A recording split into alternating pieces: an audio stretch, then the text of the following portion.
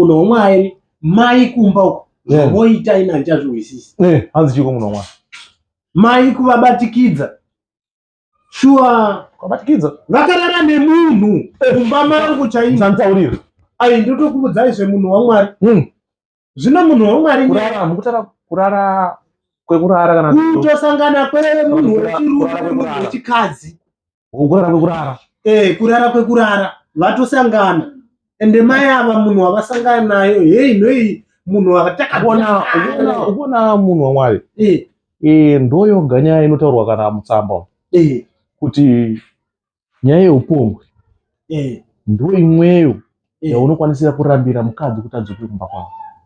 Saka kana zvichifamba zvakadaroka ini ndoona sekuti ndizvo chaizvo mafambiro azoita munhu wamwari. Zvinochihwa izvo mudhikoni podiwa mari apa because mai ava vanobatwa futi kuti munhu uyu wavaita naye zvika izvo munhu wakafa kare mutaura kuti akafa kupokota sei mari chigwere chakamuva musakara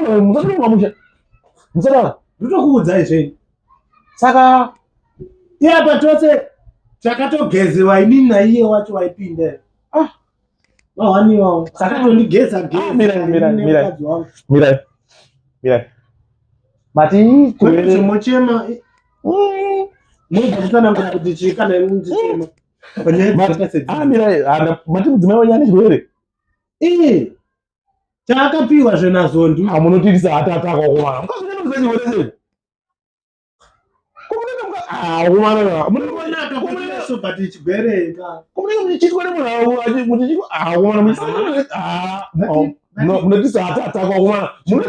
chimbomira mudhikoni.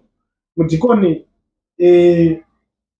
pane imwe nyaya yandiri kuona pauri wewe.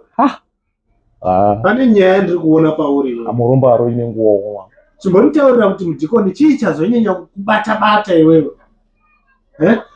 Une here dzimwe nyaya dzaunoitawo namaya vogwara? Namai hapana, asika panyaya manje mirai mamusha mirai